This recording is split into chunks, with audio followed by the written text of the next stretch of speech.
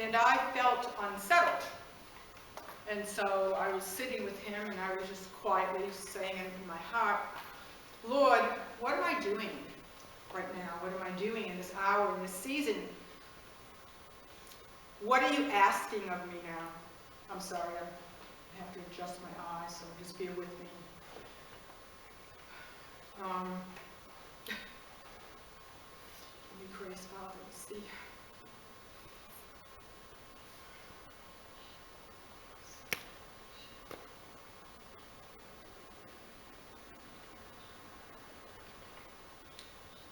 And this is what I heard. I don't often read from my journals because they're very private to me, but he told me. He's the one that brought me to this. He said, seek my manifest presence. Establish it and live in it, individually and as a family. This is of utmost importance. This is the very foundation. All else comes from this. Know my voice. Live in my presence, because all flows from here.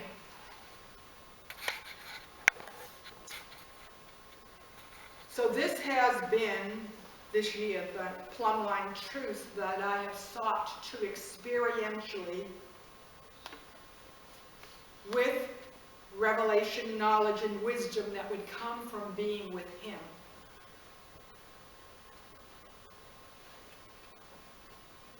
To go ever deeper into this realm of I am, into his deep presence,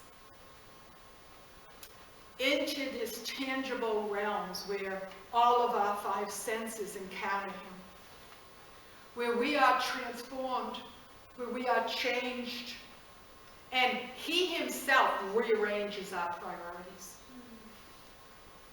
He rearranges the priorities of our hearts and our lives. Where he becomes number one in everything, all day, every day, every moment of every day. Where the place and sound of the holy kiss of heaven is hovering. Because he is looking for surrendered hearts to kiss with holy love and to kiss with holy desire. That's quite a thing. That he wants to kiss our hearts with his holy love and with holy desire. When he kisses your heart, everything changes. So I want to read something that I wrote.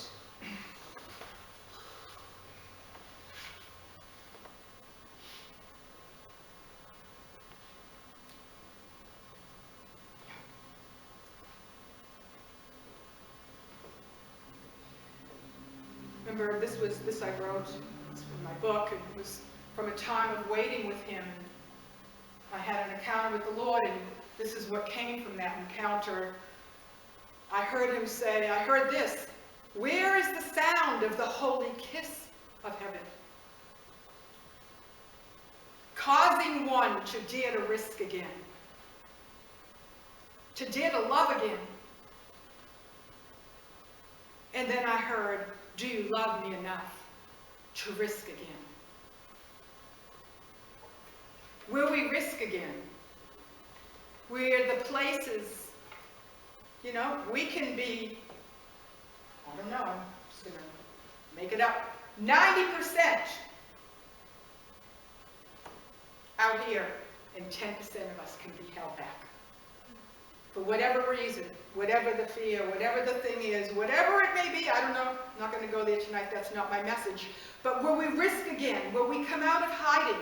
Will we come out of places of false securities? Will we truly live our lives as we're meant to be? Living in and from his love, where we hold absolutely nothing back. That's the realm we were in tonight. It was a place of wide open realm of abandonment. Anything was possible where we were tonight. Healing, anything. Being willing to be poured out and empty. And so, because we know the one from whom we go and we eat and drink of. And then, as we pour out, we go back and we're with him. And we eat and drink of him. And he drinks from us, from our desire. And we eat of him. And there's this exchange, there's this. And it's this place of going deeper daily, not just on a Saturday night or whatever else as we go to, but it's a daily depth from the intimacy of the holy kiss of our hearts, where he kisses our hearts with truth. He kisses our hearts with wonder. He kisses our hearts with desire. He kisses our hearts with delight. And then we seek his face and we gaze. We seek his face and we gaze. And so I'm going to read something that Steve Porter wrote.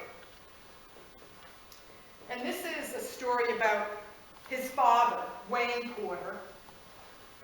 And Wayne Porter, this is a tiny little piece of a story of his dad.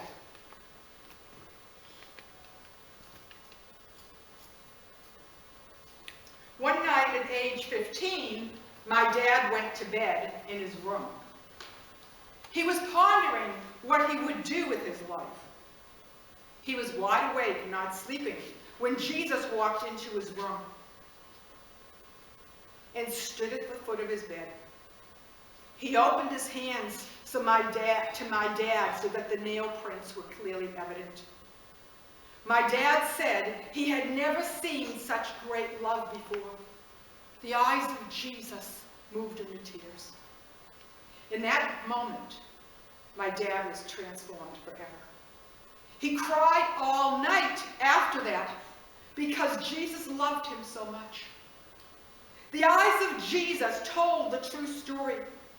No one would be able to tell him otherwise. He had a personal visitation from a personal Savior. Just as the early disciples dropped what they were doing to follow Jesus by reason of one gaze from his eyes.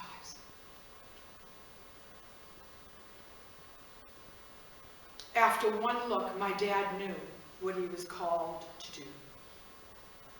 Most people do not have such awe-inspiring encounters with their physical eyes. My dad was incredibly blessed by that life-changing incident. But I'll tell you, one gaze from his eyes, literally, or you just sense, you know he's gazing at you. There's a knowing. I have his full attention as I have given him mine. And in those moments, there are exchanges from our hearts, and exchanges, even with our eyes. And there is a focus that comes in that comes no other way.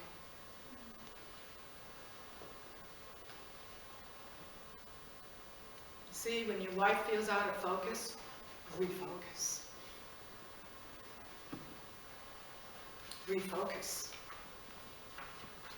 One glance, one gaze.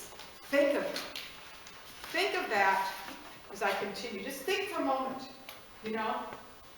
of the disciples, the story you know, and come follow me, but we forget about the gaze. We forget about the gaze that looked at Peter when he was, I don't know the man, and cursed him for the third time. And when the rooster crowed 3 times, it says Jesus turned and intently looked at Jesus, at Peter. Right into his eyes he looked. I know I've taught this many times. I've taught it because we have to remember it. When blown it.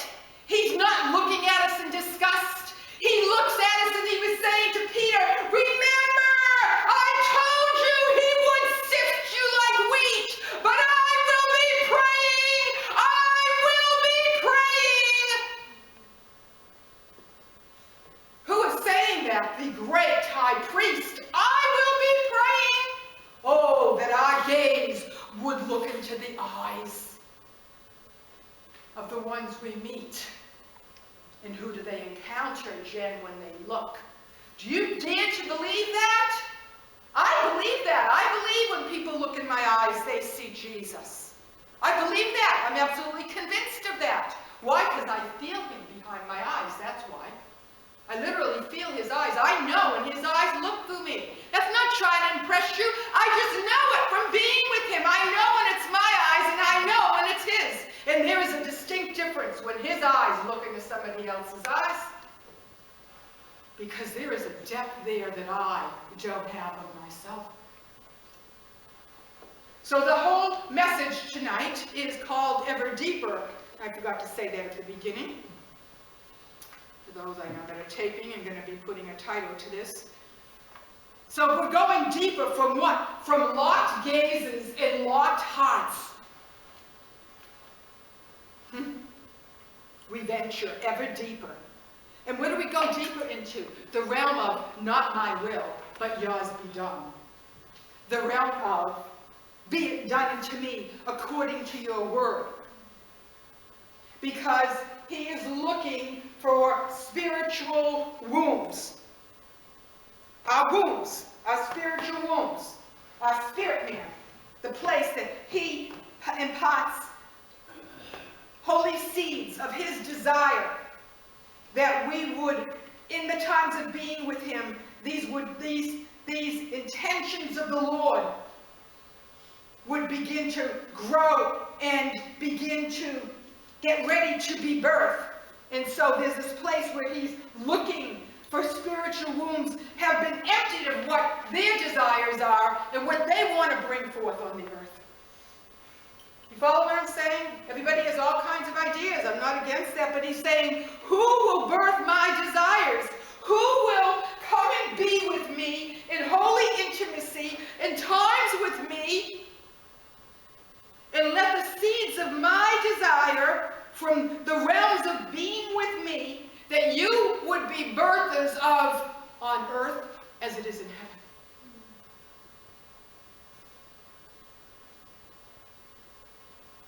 Nothing can stand in its way except our will, because he gives us the gift of choice.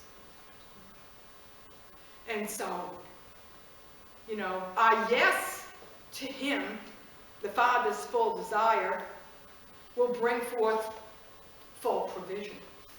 Everything he asks of us, everything that he asks us to carry, every seed that he impregnates us with of his desire, he brings the full provision for. For it's going to be birthed from and through spiritual wombs, again, that are impregnated with his desires, his dreams for this now season, not yesterday. We need to review the things that we're meant to still believe for from yesterday.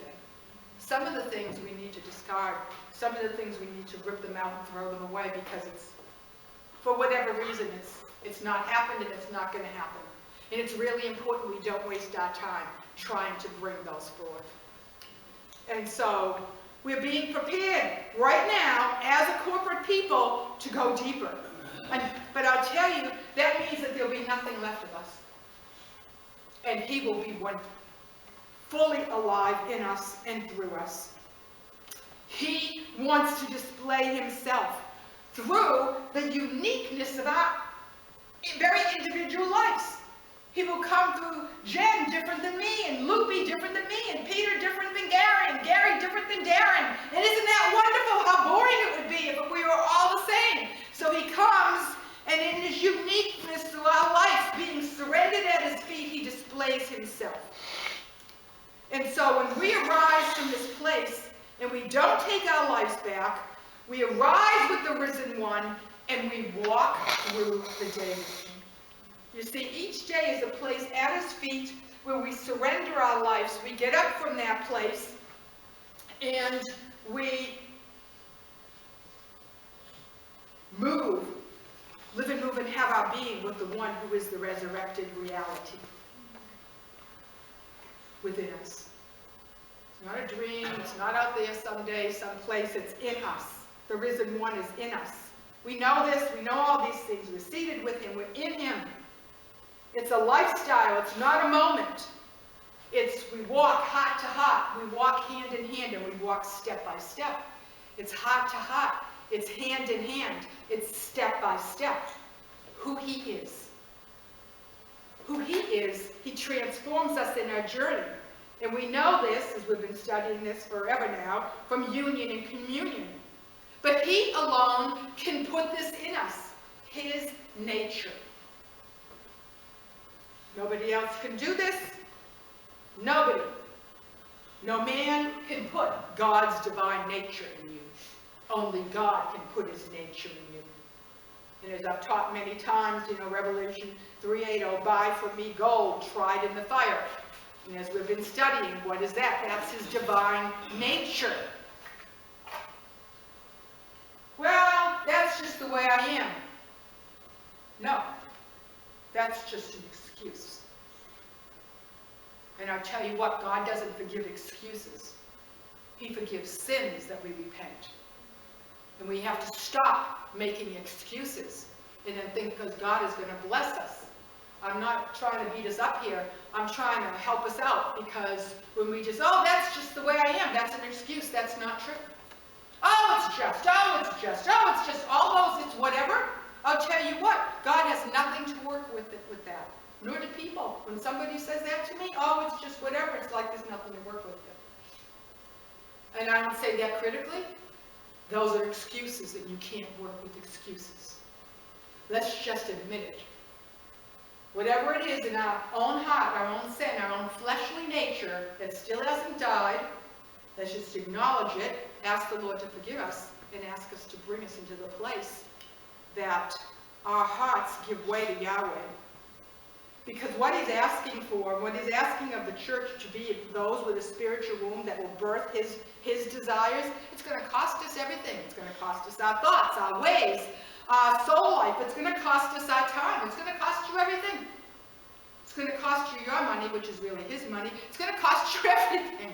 Our lives aren't our lives. And our thoughts are not supposed to be ours. Or our ways.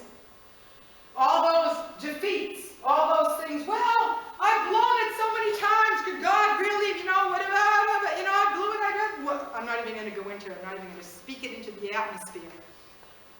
He will cause those to become victories by his transforming power as we're with him. He causes those defeats to become victories, and that transformation begins to work in us.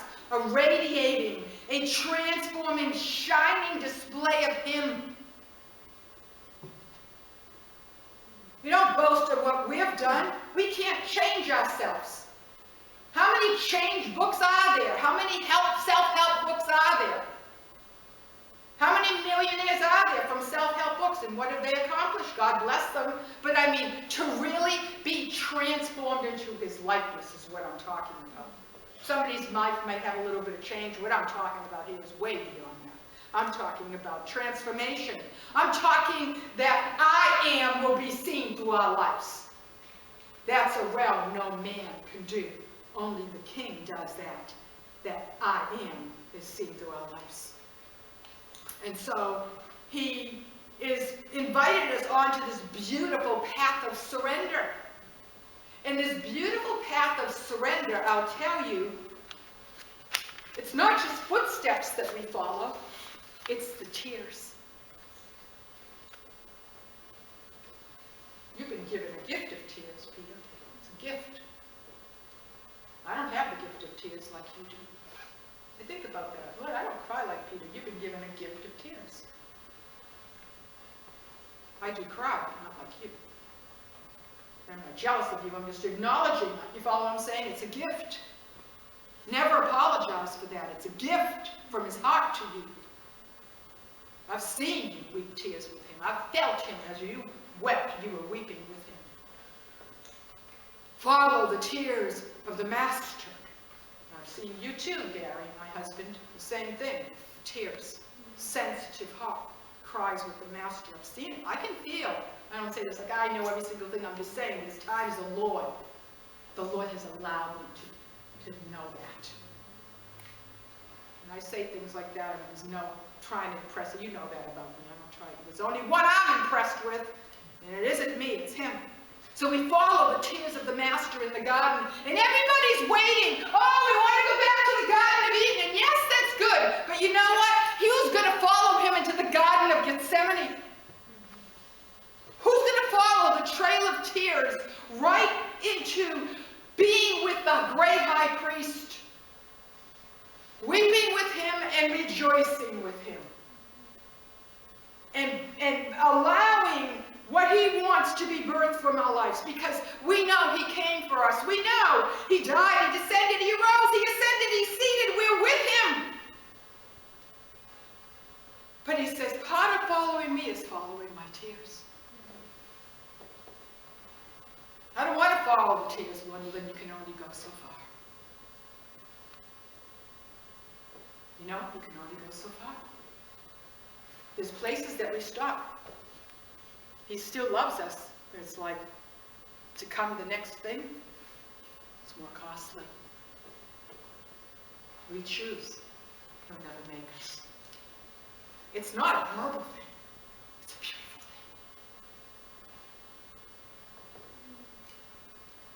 thing. We were in ours, his desire, and he must alone be ours. Is that not what this whole night of worship was?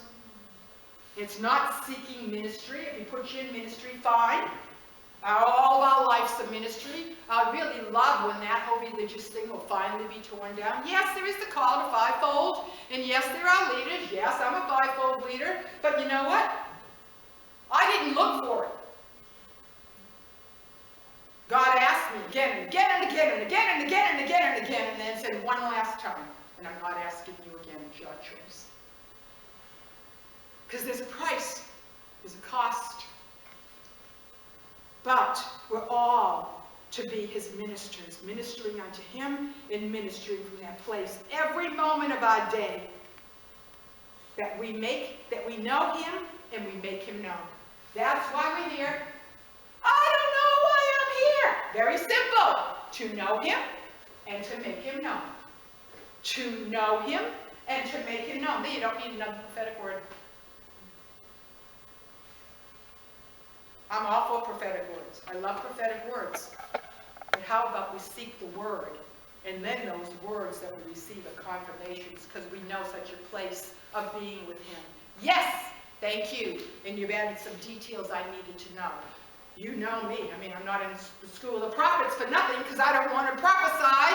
You follow what I'm saying? But prophesying isn't my first thing I seek. I seek the one who is the spirit of prophecy. The testimony of Jesus is the spirit of prophecy. And the first thing I'm to reveal is to reveal him. And if I don't have that right, then something's wrong.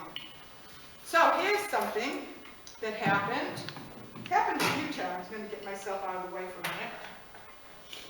So what I saw, I've seen this a few times, but I saw it recently, again, a couple weeks ago. I saw myself just like I was tonight when I was standing speaking, just like I am. Now, let me go back. Years ago, many years ago, when I first started to speak, a long time ago, the Lord said to me, you will always have this as your standard, and don't veer from it. Whenever you're in public, you hide behind my cross. And all the glory goes to me. Don't you ever touch it. Don't you ever boast on anything but me. And you will be safe. And you will honor me. So here I am, a couple weeks ago, saw myself speaking just like this, standing. And as I spoke, and as I was speaking, I was speaking just like I am now, and I was talking about the Lord. And I saw myself go behind the cross. And as I'm going behind the cross, I'm now hidden again behind the cross. And as you know, when we're behind the cross, his glory is going out. And I began to hear, who is this? Who is this coming out of the wilderness, leaning upon her beloved?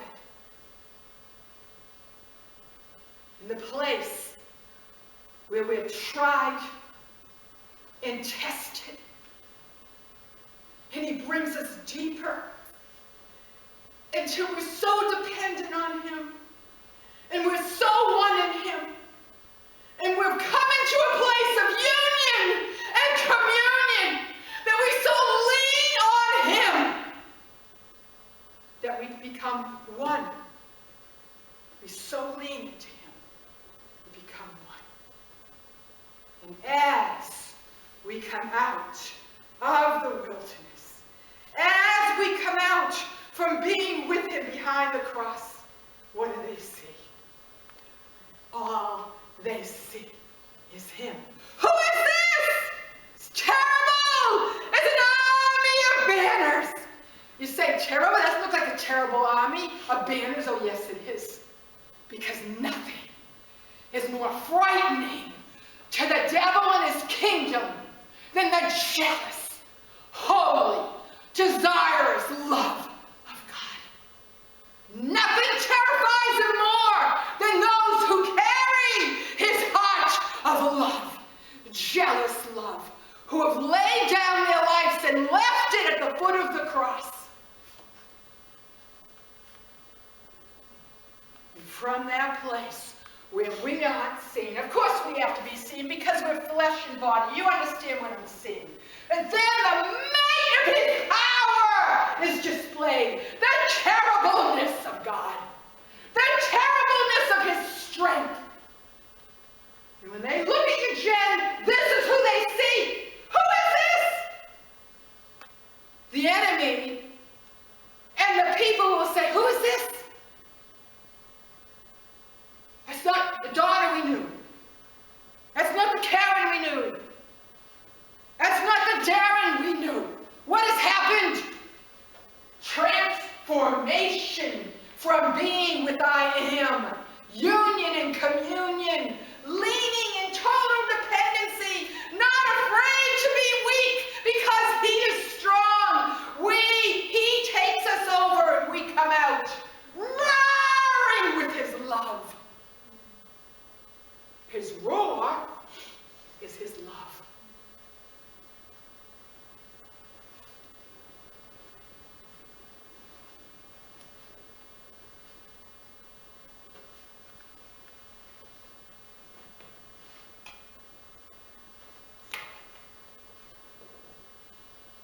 Everybody okay?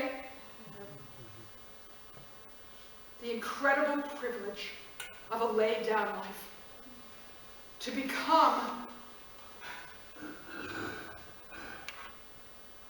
sons and daughters who are inhabited by I am. That we would carry his nature and his attributes.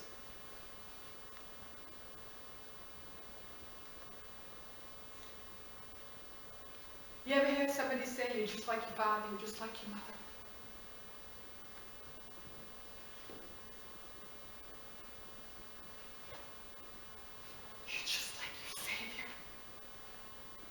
You're just like your lover. You're just like your king.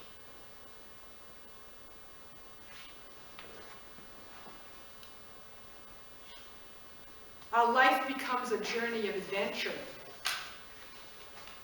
We don't have too much longer to go here. Our life becomes a journey of adventure. Because it's like, Lord,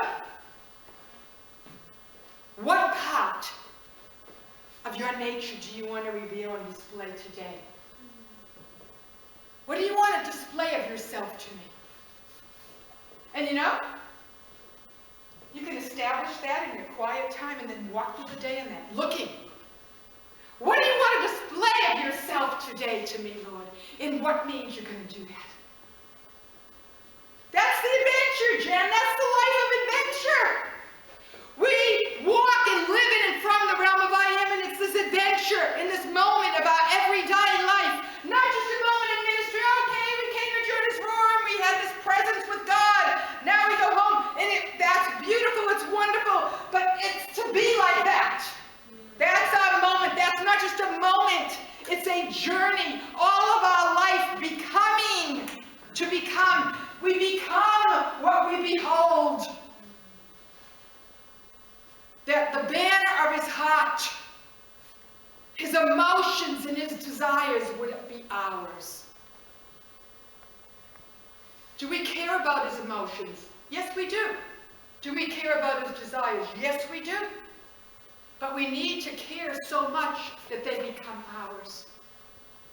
They become ours. His banner over us is love. And we're to walk under that banner of love everywhere we go. And it's to be not just over us, but in us, through us, around us. The fragrance of it.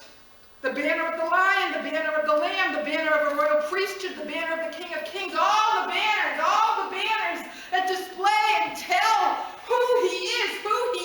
That's who we're supposed to be. Lord, what do you want to display of your nature today? And all of a sudden we see this beautiful banner of peace. Wrap me in it, God, and let me be. And cause me to be aware of everywhere you want your banner of peace to be displayed.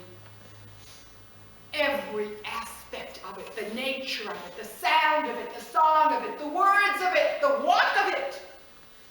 It is a walk of peace and rest. And so,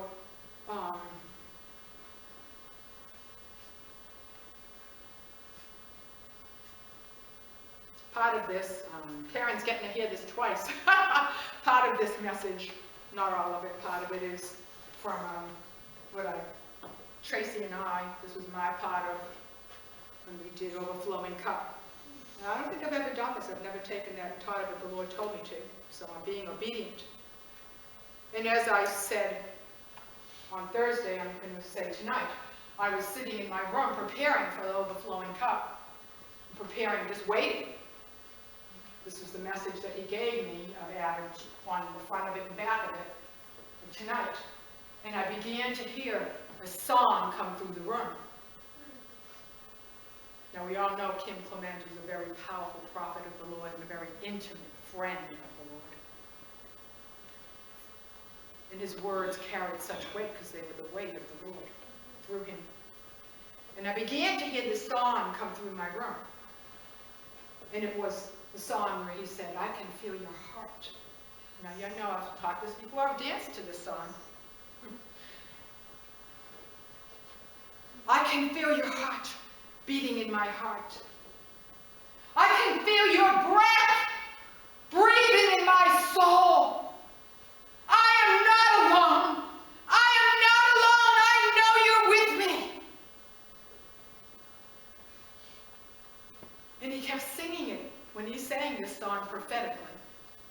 I can feel your heart beating in my heart. I can feel your breath breathing in my soul. I am not alone. I am not alone. I know you're with me. And then he began to prophesy. And he said, and they say that God is dead. But if God is dead, who's this beating in my heart?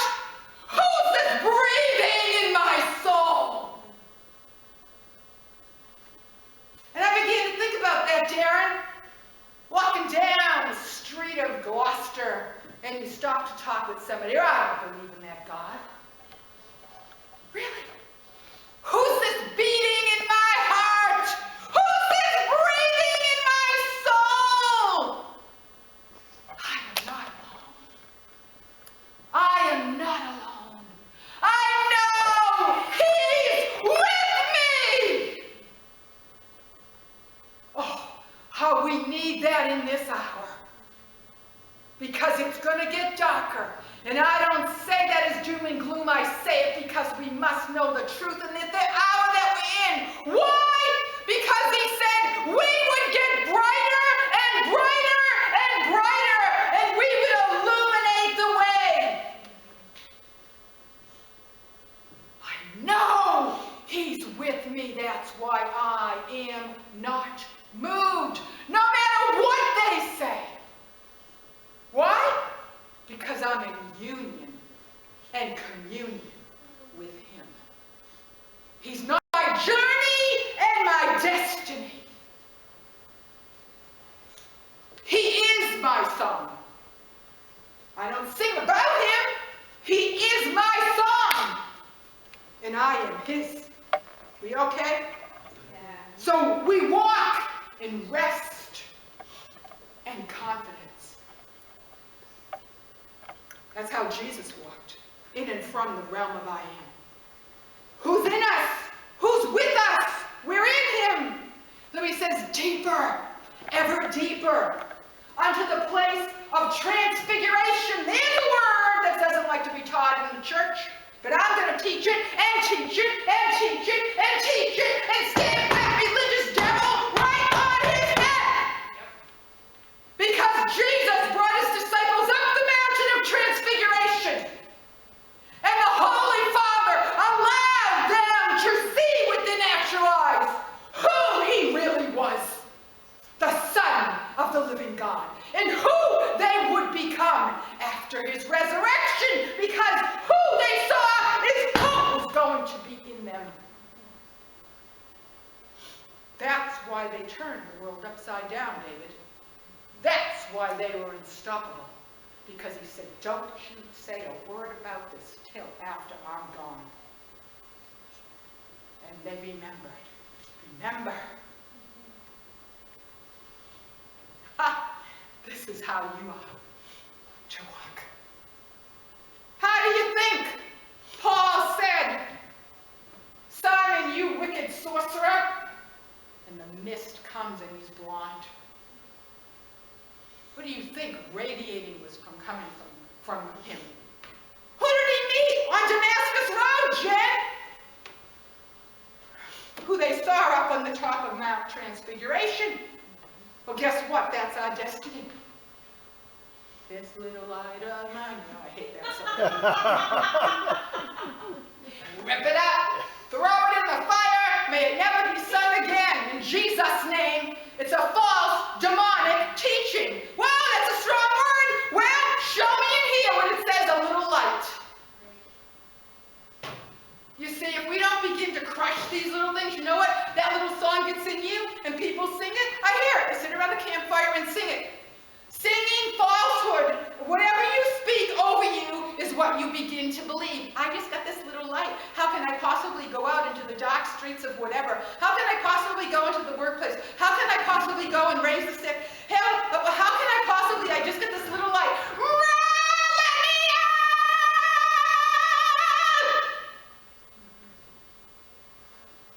And I refuse to apologize for my passion, because I am not going to die bored. So anyways, I refuse. Deeper, ever deeper unto transfiguration, light in life. It's his radiant light releasing his holy words filled with light. And what happens is they have a creative release. Why did I hear Kim Clement's song come through the room? Hello? What can stop the word spoken from the Lord? I'm talking the real word. I'm not talking soulish, whatever. We're going to go and tickle each other's little whatever. I'm talking the real word of the Lord from a prophet of the Lord who has been in his presence and is speaking from that first place. And it goes out and it begins to go out. Anyways, we won't go any further with that one. So, let there be light, let there be light. What we could be, what we would be, radiant ones, glorious ones, him speaking through us, his divine intention and outcome. Just a little bit more. We are to be his literal living expression. Living expression. His resurrection reality. His kingdom on He's saying, I don't want anything of you remaining. He's saying, I give you the invitation to be swallowed up in glad surrender. Literally, I don't like the thoughts of that. Well, be swallowed up in glad surrender. There's the word, glad surrender. We willingly, with the joy and gladness, offer him our lives. I mean, fully offer him our lives. That's what he's waiting for. You can have this much, God. But this part, you can have this part of my schedule, but not that. On the holy altar of living sacrifices unto him. If we want everything that we sang about tonight, everything that's in here, on earth as it is in heaven, this is what it costs. And there is no shortcut, and nobody else can give it to you or get it for you. That we would be, because when we allow ourselves to go up that mountain of worship and lay our lives out as an altar before him as a living sacrifice every day. Lord, I offer my life as a living sacrifice. May it be holy, acceptable, and pleasing to you. That is a beautiful fragrance to you. That is the choicest of perfumes. He's like,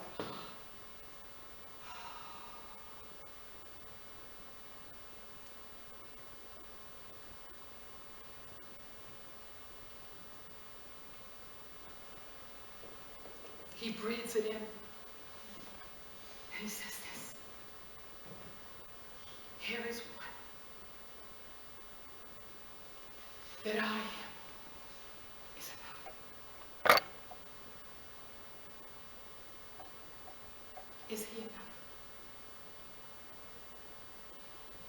Here is one that I am is enough. The cry from his heart, he says tonight, who will hear my emotional, eternal questions from my very being?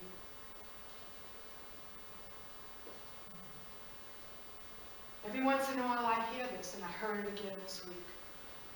And I hear it with his emotion. Maybe because I'm an expressive person, always have been. Who wants me just for me? Who wants me just for me? Not for my blessings, not for my provision, not for my healing, not for my words. Just for me.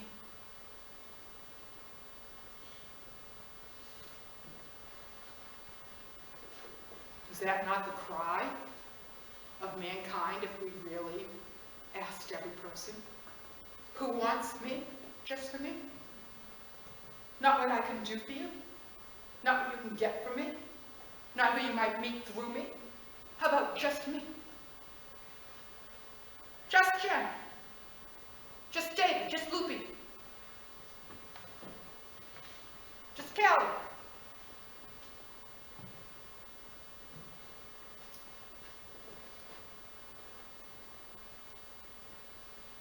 The realm of I am. He alone is enough in all we desire. He is our journey. He is our destiny.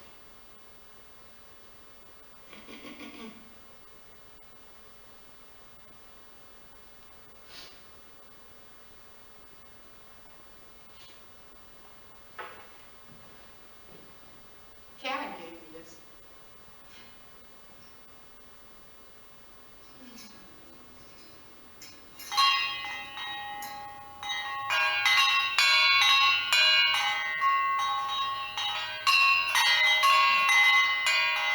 It's not a bell.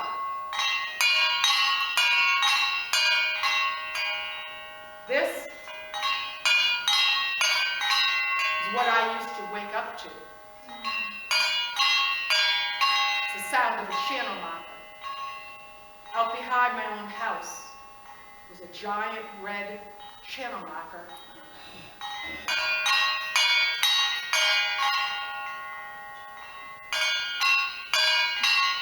As the ocean moved, I miss that sound. That's just what it was like. I learned to go to sleep with it and wake up with it. I miss it. Like somebody on a farm would miss, I don't know, whatever sounds they have. Cherish this gift. I love that gift because it's a sound that I have in my yard, though I don't live by the ocean anymore. Thank you, Karen, for that gift. And so, as we come to an end here, and Cherish, why don't you get on the keyboard, please, if you don't mind. And I'm not sure what song we're going to do at the end. You can listen. I don't know. I just want to really want to do this. You can just leave the camera. So, why did I share this? Because I'm going to read a final thing.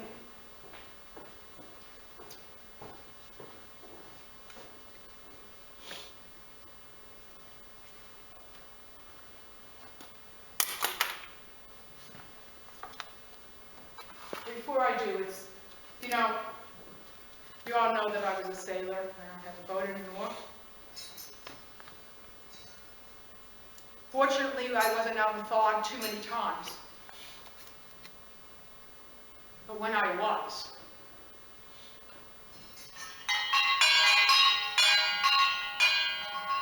could be the difference between sinking and making it happen. Because that's what directed you when you could not see. You had a chart that you quickly got out if you didn't know the area. I happen to know the area that we were in, but I've been in other areas where I wasn't hit fog, and you quickly pull out the charts. Because on the charts are all the channel markers. One rings 2 times, one rings 3 times, every so this, and so you know the channel marker you're at.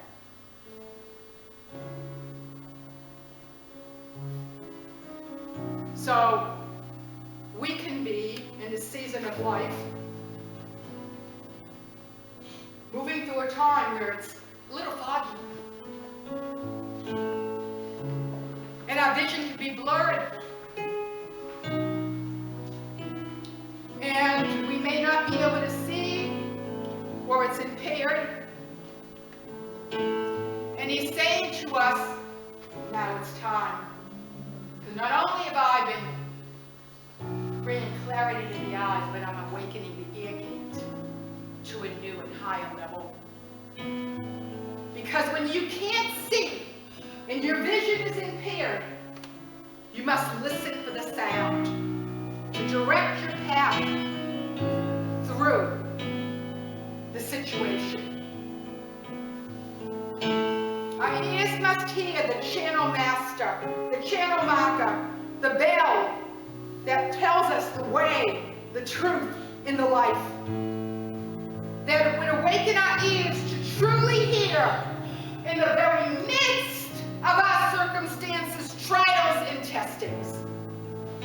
In the midst of stormy seasons, now and in the days ahead, listen.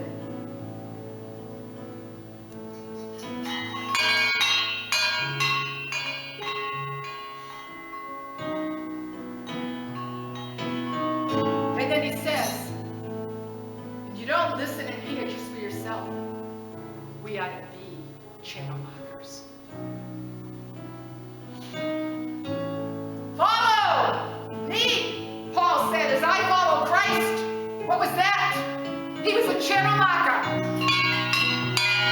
Follow me as I follow Christ.